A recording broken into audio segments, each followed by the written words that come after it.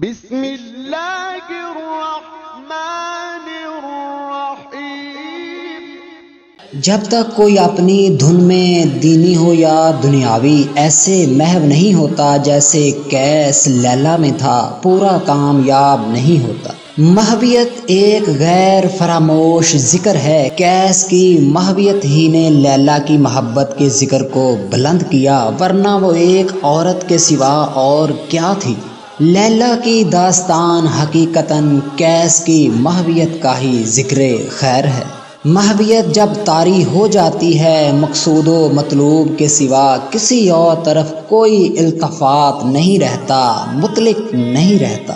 یا اللہ، ہمیں اپنے حبیب اقدس صلی اللہ علیہ وآلہ وسلم کی سنت مطہرہ کی اتباع میں محو کر، آمین۔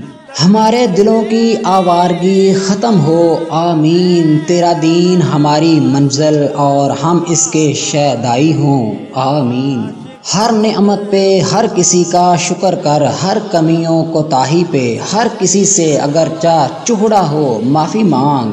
یہی تیرے اللہ کا حکم اور یہی تیرے اللہ کے بندوں کی عادت ہے۔ مسلمان کسی سے بھی معافی مانگنے سے کبھی نہیں شرماتا، معافی مانگنے میں تیرا پہلا نمبر ہو۔